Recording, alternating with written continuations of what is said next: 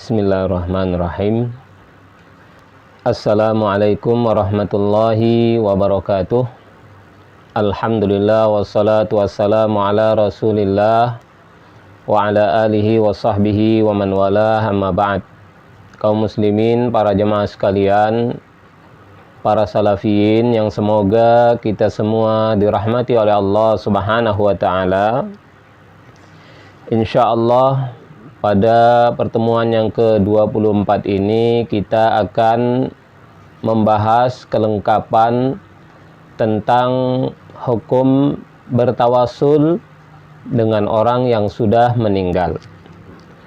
Para jemaah sekalian, kalau kita kumpulkan penjelasan para ulama tentang masalah tawasul dengan orang yang sudah meninggal, bisa kita simpulkan bahwa tawasul dengan orang yang sudah meninggal, orang yang sudah mati, itu ada 5 macam. Yang pertama, para jemaah, bertawasul dengan datang ke kuburan nabi atau kuburan wali, kuburan orang soleh, lalu meminta secara langsung ke wali tersebut, ke nabi tersebut yang sudah meninggal, minta perkara yang khusus hanya bagi Allah saja, seperti minta kesembuhan, minta agar dihilangkan petaka bencana langsung ke orang yang sudah meninggal. Maka ini sepakat seluruh para ulama, itu adalah kesyirikan yang membatalkan keislaman. Atau datang ke kuburan nabi, kuburan wali, memberikan peribadatan, penyembahan kepada wali tersebut. Apakah itu bentuknya sembelihan kurban, diniatkan untuk menyembah, untuk mengibadahi orang yang meninggal tadi, atau bentuk ibadah-ibadah yang lain. Jelas ini kesyirikan, karena memberikan ibadah yang khusus hanya untuk Allah diberikan kepada makhluk. Apakah orangnya masih hidup atau orang yang sudah meninggal, sama saja. Itu namanya syirik tanpa ada perselisihan. Dan jenis tawasul yang syirik inilah yang dilakukan oleh orang-orang musyrikin di zaman dahulu. Jadi musyrikin zaman dahulu, mereka meminta langsung kepada berhala, kepada orang yang sudah meninggal. Atau mereka berikan ibadah secara langsung kepada berhala-berhala tersebut. Mereka bukan minta kepada Allah ketika mengibadahi berhala-berhala itu. Jadi ini jenis pertama, dan ini jelas kesyirikan. Nah, jenis pertama ini sebenarnya para jemaah, sebenarnya tidak masuk kategori tawasul. Karena tawasul itu menjadikan perantara. Kalau minta langsung, namanya tidak perantara. Itu menyembah namanya, tidak perantara. Namun sebagian ulama tetap mengkategorikan itu tawasul, karena musyrikin menganggap dengan itu mereka bisa ditolong Allah. Sehingga ini dikatakan tawasul yang syirik. Jadi tawasul yang syirik itu menyembah selain Allah, memberikan ibadah ke selain Allah, meyakini selain Allah, baik orang hidup atau orang mati, bisa melakukan, menyembuhkan, menghilangkan madorot dan semisalnya yang khusus bagi Allah. Jadi ini jelas, dan hanya jenis pertama ini saja tawasul yang syirik. Hanya ini saja para jemaah. Tawasul dengan cara mengibadahi orang mati, memberikan ibadah kepada orang mati. Dan tawasul jenis ini bisa dikatakan tidak ada umat Islam, khususnya di Indonesia ini, yang melakukan itu. Kalau mungkin ada 1-2, itu masalah lain. Secara umum tidak ada. Mereka minta ke Allah dengan perantara orang meninggal. Itu beda. Jenis yang kedua, yaitu datang ke kuburan wali, kemudian berdoa di samping kuburan itu. Tidak menyebut nama wali tadi sama sekali. Tidak menyebut nama Nabi tadi sama sekali. Hanya datang ke kuburan wali, kuburan Nabi untuk berdoa saja. dengan tujuan supaya doanya lebih mustajab. Maka ini masuk kategori bertabarruk. Dan tabarruk sudah kita bahas di kajian ke-23 secara lengkap. Memang ulama beda pendapat. Pendapat yang membolehkan adalah pendapat yang sangat kuat, juga pendapat Ahlus Sunnah Salafi. Jadi bertabarruk dengan apa saja yang terkait dengan orang soleh, benda-benda peninggalannya, bahkan kuburan atau rumahnya, itu dibolehkan. Karena memang semua yang terkait orang soleh penuh berkah. Oleh karena itu sahabat Abu Bakar, sahabat Umar, mereka minta dikubur di samping kuburan Nabi. Kenapa para jemaah? Karena kuburan Nabi itu penuh berkah. Dikubur di samping kuburan Nabi, mendapat juga keberkahannya. Masalahnya yang dikubur itu orang yang penuh berkah, sehingga dikubur di situ atau hal-hal yang terkait dengan orang yang ada di dalam itu, kuburan itu, maka juga banyak keberkahannya. Sehingga para jemaah sudah kita bahas, masalah tabaruk adalah perkara yang dibolehkan, walau ulama beda pendapat, dan tidak ada satupun ulama salaf yang mengatakan syirik atau jalan menuju syirik. Sehingga kalau kita para salafiyin mengatakan syirik atau itu jalan kesyirikan, ini pendapat aneh yang tidak mengikuti salafus soleh. Yang ketiga, jenis yang ketiga adalah tawassul, datang ke kuburan wali, kemudian berdoa kepada Allah dengan menyebut kemuliaan, kedudukan orang soleh tersebut. Nah, ini yang banyak dilakukan oleh umat Islam. Berdoa kepada Allah, doanya kepada Allah.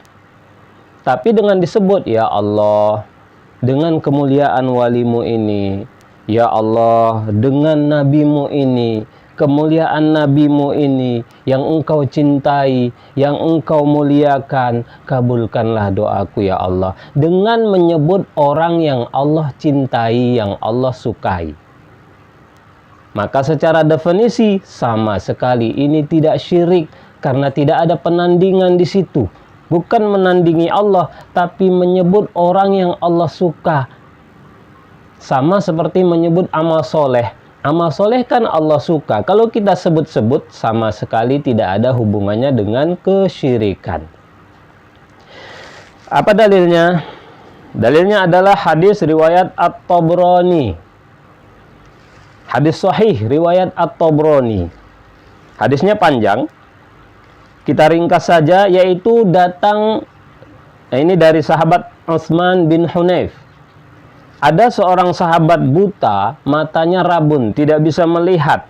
Datang ke Nabi, kemudian minta didoakan oleh Nabi Sallallahu Alaihi Wasallam. Namun apa yang terjadi? Nabi tidak mendoakan sahabat tersebut. Ingat, catat para jemaah, kalau kita baca secara lengkap, Nabi tidak mendoakan. Akan tetapi Nabi mengajarkan sahabat ini yang lebih baik dari didoakan. Yaitu apa? Doa sendiri dengan bertawasul. Yaitu kata Nabi, i'til midha'ata fatawadda thumma sholli rak'ataini thumma qul. Kata Nabi ke sahabat yang buta tadi, datanglah engkau ke tempat wudu, berwudu, lalu sholat 2 rakaat, setelah itu berdoa. Ucapkan dalam doamu, Allahumma inni as'aluka wa atawajjahu ilaika binabiyyika Muhammadin nabiyir rahmah, dan seterusnya. Baca dalam doamu, ya Allah, aku mohon kepadamu, aku menghadap kepadamu dengan nabimu Muhammad, Nabi Rahmat Sallallahu Alaihi Wasallam. Jadi sahabat tadi diajarkan langsung oleh Nabi. Doa sendiri, terus baca dalam doamu, ya Allah, aku mohon kepadamu dengan kemuliaan nabimu, dengan keberkahan nabimu, dengan menyebut nama nabimu, disebut orang yang Allah cintai, yaitu Nabi. Itu doa mustajab malahan para jemaah. Berdoa ke Allah dengan menyebut kemuliaan, kedudukan orang soleh. Nabi yang mengajarkan itu. Walau memang hadis ini ada perbedaan pendapat di kalangan ulama. Kebanyakan ulama salafi belakangan mengatakan maksud aku menghadap kepadamu ya Allah dengan nabimu, maksudnya dengan doa nabimu. Banyak ulama salafi begitu memahaminya. Namun pemahaman ulama lain tidak seperti itu para ustadz, para jemaah. Dan pendapat yang tidak seperti itu lebih kuat. Kenapa? Di dalam lafadz hadis sama sekali tidak disebutkan doa. Bidu'ai nabika, tidak ada. Itu pertama. Yang kedua, Nabi tidak mendoakan. Sehingga kalau dikatakan ya Allah aku menghadap kepadamu dengan doa nabimu, ya nggak cocok. Nabi tidak mendoakan sahabat itu. Silakan baca dengan lengkap riwayatnya. Baca dengan lengkap. Tidak ada Nabi doakan. Nabi anjurkan sahabat itu berdoa sendiri sambil bertawasul. Jadi bertawasul dengan nama orang soleh, menyebut kedudukan kemuliaan orang soleh, itu ajaran Nabi. Hadis sahih riwayat Tabrani. Kemudian kata sahabat Utsman bin Hunayf, setelah sholat orang tadi dan berdoa, dakhala alaina rajul. Kemudian orang itu datang masuk menemui kami. Ka'annahu lam yakun bihi dororun qattun, seakan-akan dia belum pernah tertimpa penyakit sama sekali, sembuh seketika. Berdoa langsung kepada Allah dengan menyebut nabi, bi nabiyika, bi itu namanya lil isti'anah, bi dengan bertawasul dengan kemuliaan nabimu, dengan nabimu.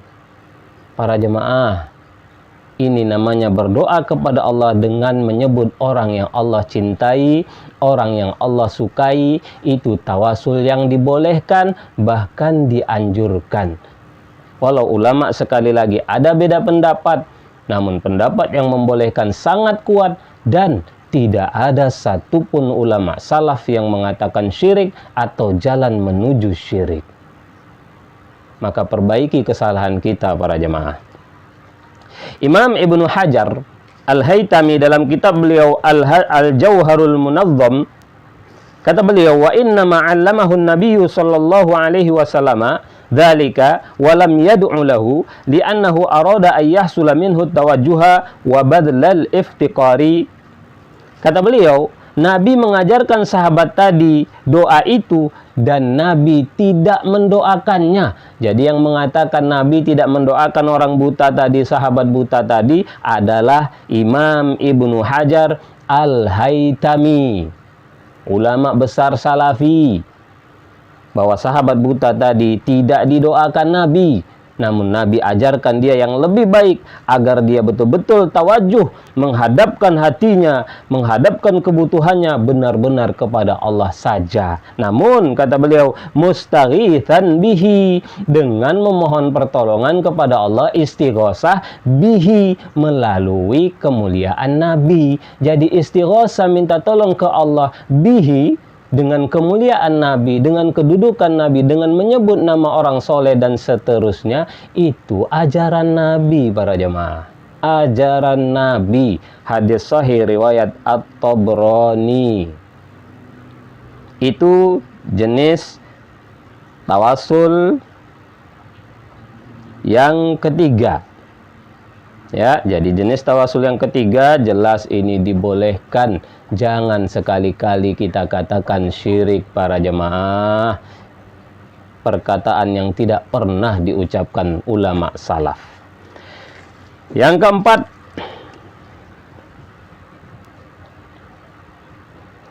ya'ti qabran, atau seorang mendatangi kuburan wali, kuburan nabi atau wali, orang yang dianggap soleh yang lain, kemudian berdoa kepada Allah dengan cara memanggil atau menyebut nama orang soleh.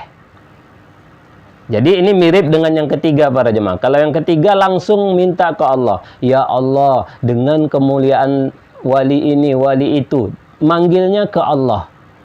Dalilnya jelas, hadis riwayat Tabrani. Kalau yang keempat ini para jemaah mirip, namun tidak menyebut Allah, tidak memanggil nama Allah sama sekali, hanya menyebut nama orang soleh saja. Padahal sebenarnya maksudnya minta ke Allah. namun hanya mencukupkan menyebut nama orang soleh saja. Itu juga bagian jenis tawasul yang dibolehkan. Padahal mintanya ke Allah, namun nggak disebutnya ya Allah, nggak disebut seperti yang ketiga. Langsung saja, ya Rasulullah, ya Rasulullah, wahai Rasulullah, ya wali fulan, ya wali fulan. Bukan minta ke wali itu, namun memang dipanggil-panggil, disebut-sebut namanya, agar Allah kabulkan doa kita. Apa dalilnya? Hadis riwayat Imam Al-Bukhari. Hadis riwayat Imam Bukhari. Hadis sahih riwayat Imam Bukhari. Namun para jemaah, bukan dalam kitab Sahih Bukhari, tapi dalam kitab Al-Adab Al-Mufrad. Kalau hadis riwayat Bukhari dalam kitab Al-Adab Al-Mufrad, kadang-kadang ulama ada yang mendoifkannya. Sekali lagi, kalau ulama berbeda pendapat, ulama pakar hadis berbeda pendapat dalam mensahihkan dan mendoifkan hadis, ingat para jamaah, para salafiyin, catat baik-baik, kalau ulama pakar hadis berbeda, satu mensahihkan, satu mendoifkan, maka dua-duanya salafi ahlu sunnah. Yang meyakini sahih salafi ahlu sunnah, yang meyakini doif juga salafi ahlu sunnah. Tidak ada yang sesat, tidak ada yang ahlul bid'ah, dan tidak ada yang berbuat kesyirikan. Begitu para jemaah, fahami itu. Di antara ulama yang sering mendoifkan Syekh Albani. Kalau Syekh Albani mendoifkan, kemudian ulama lain yang mensahihkan, jangan antum anggap yang meyakini sahih itu berbuat kesesatan. Para jemaah, terlalu sering ya Syekh Albani mensahihkan bangkit dari sujud, tangan itu digenggam. Sedangkan Syekh Mukbil sama-sama pakar hadis mengatakan itu lemah. Apakah Syekh Albani mengajarkan kesesatan? Karena kalau lemah berarti kan bid'ah. Menggenggam itu kan berarti bid'ah, sesat berarti. Karena lemah hadisnya. Kata Syekh Mukbil, tidak para jemaah, tidak sesat. Itu perbedaan pendapat. Nah, begitu juga semua kasus. Kalau pakar hadis yang berbeda, maka yang ikut sahih salafi ahlu sunnah, yang meyakini dhaif juga salafi ahlu sunnah. Tidak ada yang sesat. Termasuk hadis ini Imam Bukhari meriwayatkan, namun di dalam Al-Adab Al-Mufrad. Apa itu? Khadarat rijlu Ibni Umar. Pernah suatu hari kaki sahabat Ibnu Umar itu sakit, stroke tiba-tiba, mati rasa. Faqala lahu rajulun udhkur ahabban nasi ilaika. Maka seorang teman beliau berkata kepada beliau, ucapkanlah, sebutkanlah orang yang paling engkau cintai. Faqala Muhammad. Maka langsung sahabat Ibnu Umar mengatakan, dalam keadaan sakit, tidak mengatakan ya Allah, enggak. Sakit kakinya, stroke tiba-tiba, Muhammad. Yang dipanggil nama Nabi Muhammad. Di lafaz lain pakai ya Muhammad. Jadi ketika kaki sahabat Ibnu Umar sakit, yang diucapkan ya Muhammad. Apakah itu syirik para jemaah? Apakah itu minta ke Nabi? Tidak. Itu bagian jenis tawasul. Minta ke Allah tapi kalimatnya dengan panggilan. Ya Muhammad, ya Muhammad. Itu bukan syirik. Bukan minta ke Nabi Muhammad. Tidak ada orang minta kepada orang mati. Karena yakin yang memberi itu hanya Allah. Namun itu bagian bentuk tawasulnya, disebut orang mulia. Hadisnya dibawakan oleh Imam Al-Bukhari. Dan Imam Al-Bukhari memahami dari hadis ini, kata beliau, babu ma yaqulur rajulu idza khadarat rijluhu. Ini menunjukkan bab apa yang sebaiknya diucapkan seseorang jika kakinya sakit, kakinya stroke. Imam Bukhari itu para jamaah salah satu ulama salaf. Beliau hidup di generasi salaf yang ketiga, tahun 200-an ke atas. Imam Bukhari itu ulama salaf, memahami bahwa berdoa kepada Allah dengan memanggil orang soleh saja itu tidak ada unsur kesyirikannya sama sekali, bahkan dianjurkan. Terlepas hadisnya sahih ataupun dhaif, isinya sama sekali tidak salah, bahkan kata Imam Bukhari dianjurkan.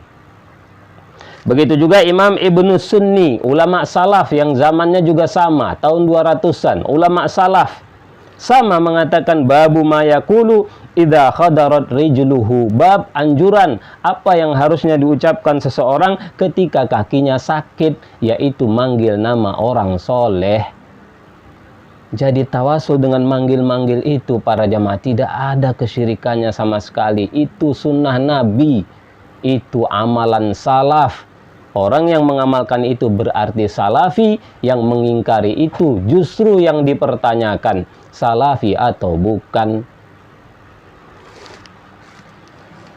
Itu jenis yang keempat. Dan yang terakhir, yang kelima, ini yang paling keras. Salafi bisa dikatakan semuanya, hampir bisa dikatakan semuanya mengatakan ini tawasul syirik, padahal sama sekali tidak syirik. Yang kelima yaitu datang ke kuburan wali, kuburan nabi dan orang soleh yang lain, lalu berdoa memohon, tapi memohonnya dengan mengatakan wahai nabi, wahai syekh, wahai wali, tolong sampaikan kepada Allah. Jadi seakan-akan orang soleh yang sudah meninggal itu hidup, seakan-akan seperti ngomong sama orang hidup, wahai syekh, tolong sampaikan kepada Allah, kami sudah berdoa, namun tolong bantu doakan kami, sampaikan kepada Allah. Para jemaah, ini sudah saya singgung yang lalu. Apakah syirik? Secara definisi tidak ada sedikit pun hubungannya dengan syirik. Minta disampaikan itu enggak menandingi Allah. Syirik itu hanya masalah menandingi. Minta, wahai syekh, sembuhkan saya, jelas menandingi. Tapi wahai syekh, tolong sampaikan ke Allah. Loh, kok menandingi? Kalaulah itu menandingi itu syirik, berarti minta ke orang hidup agar didoakan juga syirik. Kalaulah itu menandingi, berarti sama. Wahai syekh, wahai nabi, masih hidup, doakan saya. Berarti sahabat-sahabat tadi syirik semua. Bodoh sekali kita mengatakan itu syirik. Minta disampaikan itu nggak ada sedikit pun kaitannya dengan syirik para jemaah. Syirik itu hanya menandingi Allah, memberikan yang khusus bagi Allah kepada makhluk. Itu kalau tidak berarti tidak syirik. Maka ini tidak ada kesyirikan di dalamnya sama sekali. Apa dalilnya?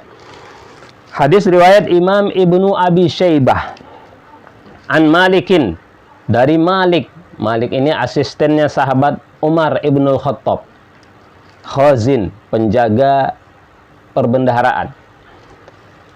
Qala asaban nasu qahtun fi zamani Umar. Pada zaman Umar terjadi paceklik menimpa manusia. Faja'a rajulun ila qabrin Nabi sallallahu alaihi wasallam. Maka kemudian ada seorang laki-laki mendatangi kubur Nabi. Faqala ya Rasulullah, lalu laki-laki itu berkata, wahai Rasulullah. Hadis sahih riwayat Ibnu Abi Syaibah. Di zaman Umar ketika paceklik, Umar sendiri tidak datang ke kuburan Nabi, namun ada yang datang ke kuburan Nabi lalu ngomong sama Nabi, wahai Rasulullah, istasqi li ummatika fa innahum qad halaku, mintakanlah hujan untuk umatmu wahai Rasulullah, mereka telah binasa celaka. Paceklik, minta Nabi yang sudah meninggal mendoakan. Kemudian orang itu pun tidur bermimpi, lalu dikatakan i'ti Umar, datanglah kepada Umar, faqri'hu salam, kemudian sampaikan salam kepadanya, wa akhbirhu annakum masqiyun, beritahu Umar bahwa kalian akan diberi hujan. Riwayat Ibnu Abi Syaibah. Hadis ini disahihkan oleh Imam Ibnu Hajar dalam Fathul Bari. Kata beliau, bi isnadin sahih, dengan sanad yang sahih. Kemudian Imam Ibnu Katsir dalam Al-Bidayah wan Nihayah ketika menjelaskan hadis tadi juga mengatakan wahada isnadun sahih. Ulama-ulama pakar hadis mensahihkan para ustadz, para jamaah. Namun Syekh Albani mendhaifkan. Yang lebih berilmu, lebih pakar, lebih mengerti tentang hadis mensahihkan. Yang lebih berilmu dibanding Syekh Albani mensahihkan. Syekh Albani mendhaifkan. Artinya para jemaah, ini perbedaan lagi. Kalau ulama pakar hadis beda mensahihkan, mendhaifkan, ikut Syekh Albani Salafi Ahlus Sunnah, ikut Imam Ibnu Hajar Ibnu Katsir Salafi Ahlus Sunnah. Tidak ada yang ahlul bid'ah dan tidak ada yang berbuat syirik. Jadi jelas sekali di zaman Umar, orang tadi datang ke kubur Nabi, minta, wahai Nabi, doakan kepada Allah. Karena memang sudah kita sampaikan, orang meninggal itu bisa mendengar dan bisa berdoa. Itu pendapat yang lebih kuat. Maka tidak ada sedikit pun unsur kesyirikan para jemaah. Walau ulama beda pendapat, sekali lagi. Ada yang menganjurkan, ada yang tidak. Namun catat para salafiyin, para ustadz, tidak ada satupun ulama salafi mengatakan syirik, apalagi dan mengatakan jalan menuju syirik. Nggak ada. Para jemaah, kenapa kita katakan syirik? Jelas dalam jenis yang kelima ini, mayoritas ustadz salafi, ulama salafi mengatakan itu syirik. Jelas sekali, berulang kali disampaikan. Padahal bukan kesyirikan para jemaah.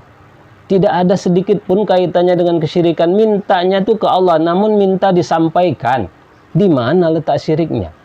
Sama dengan orang hidup. Kalaulah itu syirik, berarti ke orang hidup pun syirik. Sama. Tolong Ustadz sampaikan, doakan saya ya. Apa itu syirik? Tidak. Meninggal Ustadz itu, ya nggak syirik juga. Cuma masalahnya dengar atau tidak. Sudah kita bahas. Bahkan Imam An-Nawawi dalam kitab beliau Al-Majmu' Syarhul Muhaddab, ketika membawakan kisah Al-Udbi, seorang ulama salaf di zaman tabi'ut tabi'in, Al-Udbi. Persis kejadiannya kayak riwayat Ibnu Abi Syaibah tadi. Datang orang Badui ke kuburan Nabi, minta, wahai Nabi, doakan saya agar diampuni dosa saya. Kemudian mimpi ulama tadi Al-Udbi mengatakan, datangi Badui itu, Allah telah mengampuni dosanya. Riwayat ini memang berselisih lagi ulama, tapi kata Imam An-Nawawi, wa min ahsani ma yaqul ma hakahul Mawardi wal Qadi Abu Thayyibi wa sairu ashabina anil Udbi mustahsinina lahu. Ulama besar salafi Imam Nawawi, para ustadz. Tidak usah ngaku salafi kalau ucapan Imam Nawawi antum campakkan begitu saja. Kata Imam An-Nawawi, di antara cerita yang paling baik, apa yang diceritakan oleh Imam Al-Mawardi, Qadi Abu Thayyib, dan semua ulama-ulama Syafi'i, ulama Salafi, madhab Syafi'i, semuanya menganggap baik. Apa itu? Cerita Al-Udbi, bahwa Badui doa di kubur Nabi, minta didoakan. Jadi minta didoakan oleh orang yang sudah meninggal itu masalah yang sangat baik. Kata siapa? Kata Imam An-Nawawi dan semua ulama salafi madhab Syafi'i. Antum mengatakan syirik. Ikut siapa antum Ustaz? Ikut siapa? Tidak ada satupun ulama salaf mengatakan minta didoakan orang meninggal itu syirik. Nggak ada. Kenapa kita katakan syirik? Sebagian pura-pura bodoh, mana ada salafi mengatakan itu syirik. Para jemaah, kita lihat di dalam kitab Kashfus Syubhat, ini kitab yang sangat sering diajarkan di pesantren-pesantren salafi dan dihafalkan. Kitab tipis, Kashfus Syubhat, Al-Usul Ats-Tsalatsah, Kitabut Tauhid. Ini kitab Syekh Muhammad bin Abdul Wahab yang sering diajarkan. Dalam kitab Kashfus Syubhat berulang kali Syekh Muhammad bin Abdul Wahab mengatakan orang yang bertawasul seperti tadi musyrik. Berulang kali Syekh Muhammad bin Abdul Wahab. Silahkan cek kitab Kashfus Syubhat. Dan ini dipelajari di pesantren-pesantren salafi, dihafalkan. Saya lama mengajarkan kitab itu. Dikatakan musyrik orang bertawasul jenis kelima tadi, musyrik. Dan musyrik itu berarti kafir, sama para jemaah. Kalau dikatakan musyrik otomatis Syekh Utsaimin, Syekh Fauzan berulang kali mengatakan kullu musyrikin kafir. Setiap musyrik itu adalah kafir. Inilah yang menyebabkan kaum muslimin menuduh kita salafi suka mengkafirkan. Ya ini, mensyirikkan tawasul. Artinya mengkafirkan. Karena musyrik itu artinya kafir para jemaah. Sama itu. Nah, lebih tegas lagi, dalam kitab Al-Fawaqih Al-Udzab, langsung murid Syekh Muhammad bin Abdul Wahab, beliau lebih memperjelas apa maksud Syekh Muhammad bin Abdul Wahab, bahwa orang bertawasul jenis kelima tadi kafir, bahkan murtad. Menurut siapa? Murid Syekh Muhammad bin Abdul Wahab, Syekh Hamad bin Nasir Al-Ma'mar, ulama besar salafi, murid langsung Syekh Muhammad bin Abdul Wahab, Syekh Hamad bin Nasir Al-Ma'mar, dalam kitab beliau Al-Fawaqih Al-Udzab. Apa kata beliau? Faman ja'alal anbiya'a aw ghairahum. Ini agak saya ringkas, silahkan dibaca sendiri. Maka barang siapa menjadikan para nabi atau selain mereka para wali, wasaito yad'uhum, sebagai perantara yang mereka berdoa kepada mereka, wa yatawakkalu alaihim, bertawakal kepada mereka, wa yas'aluhum jalbal manafi, meminta kepada mereka wali-wali tadi agar memberikan kemanfaatan, wadaf al madari, menolak kemadaratan. Kalau sampai kalimat ini tidak salah, betul. Minta ke nabi, minta ke wali yang sudah meninggal, masa menolak madorot, memberi manfaat, jelas syirik. Namun para jemaah, kalimat berikutnya, apa kata Syekh Hamad bin Nasir? Bimakna, maksudnya, annal khalqa yas'alunahum wa hum yas'alunallah. Maksudnya makhluk meminta ke mereka wali-wali tadi, nabi-nabi tadi, kemudian mereka mintakan ke Allah, meminta agar disampaikan ke Allah. Jenis tawasul yang kelima. Itu maksud Syekh Hamad bin Nasir, dan itu juga maksud Syekh Muhammad bin Abdul Wahab dalam kitab Kashfus Syubhat.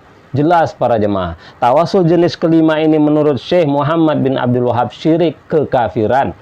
Dipertegas oleh murid beliau Syekh Hamad bin Nasir. Bahkan kata Syekh Hamad bin Nasir, kama annal wasaito indal muluki, seperti perantara-perantara di sisi raja, yas'alunal muluka hawaijan nasi liqurbihim minhum. Mereka minta ke raja itu kebutuhan-kebutuhan manusia karena mereka dekat ke raja itu. Wan nasu yas'alunahum adaban minhum ayyubashiru su'alal maliki. Sedangkan manusia minta ke perantara tadi sebagai bentuk adab. Mereka sungkan minta langsung ke raja. Atau ya, likaunihim aqraba ilal maliki, karena perantara itu lebih dekat ke raja. Jadi ada yang karena sungkan, ada yang karena si perantara kan lebih dekat, tentu lebih mudah dikabulkan si raja. Nah, kalau minta ke Allah seperti itu, Nabi kan lebih dekat. Kalau kita minta ke Nabi agar nyampaikan ke Allah, kan lebih mustajab. Jenis kelima, sekali lagi tawasul jenis kelima. Apa kata Syekh Hamad bin Nasir? Faman ja'alahum wasaito ala hadal wajhi, maka barang siapa menjadikan orang-orang meninggal tadi perantara seperti cara ini, minta disampaikan ke Allah, padahal tidak ada unsur syiriknya sama sekali, kata Syekh Hamad, fahuwa kafirun musyrikun halalul mali waddam, maka dia kafir musyrik, halal hartanya, halal darahnya. Na'udzubillah, mengerikan sekali para jemaah. Ini ulama kita, kalau salah mari kita akui salah. Imam madhab saja berani kita katakan salah. Tentu Syekh Muhammad bin Abdul Wahab, apalagi murid beliau, lebih ratusan kali lebih mungkin salah. Dan ini salah para jemaah. Tegas sekali beliau katakan kafir musyrik, halal darahnya, halal dibunuh. Mengerikan sekali para jemaah. Ini ulama besar salafi, Hamad bin Nasir Al-Ma'mar, murid Syekh Muhammad bin Abdul Wahab. Minta ke orang meninggal, wahai Nabi, sampaikanlah ke Allah. Kafir. Di mana kekafirannya para jemaah? Syirik, di mana kesyirikannya? Tidak ada menandingi Allah sama sekali. Minta disampaikan saja kok jadi syirik. Berarti minta ke orang yang hidup pun sama kafir juga berarti. Apa bedanya? Para jemaah, ini fakta. Dalam kitab Al-Fawaqih Al-Udzab, Dan juga dinukil dalam kitab Ad-Durar As-Saniyah. Para jemaah, banyak sekali. Ini fakta, memang Syekh Muhammad bin Abdul Wahab dan murid beliau mengajarkan bahwa tawasul yang banyak diamalkan umat Islam kekafiran. Sehingga jangan salahkan umat Islam, para jemaah, kalau kemudian benci atau marah, karena ini ajaran kita. Yang tidak syirik kita katakan syirik, bahkan kekafiran. Na'udzubillah. Jadi demikianlah para jemaah, semoga penjelasan yang agak panjang ini memberi manfaat. Bahwa tawasul ke orang mati ada 5 macam, hanya jenis pertama yang syirik, ada pun jenis kedua, ketiga, keempat, dan kelima sama sekali tidak syirik. Tidak ada satupun ulama salaf menjelaskan bahwa jenis kedua sampai jenis kelima syirik. Hanya ulama belakangan yang mengatakan syirik. Hanya perbedaan pendapat saja para jemaah. Mari berlapang dada, hentikan. Jangan lagi menuduh syirik, jangan lagi menuduh musyrik, apalagi kafir. Allahu a'lam bishawab. Semoga ini bermanfaat. Mudah-mudahan ini bermanfaat. Assalamualaikum warahmatullahi wabarakatuh.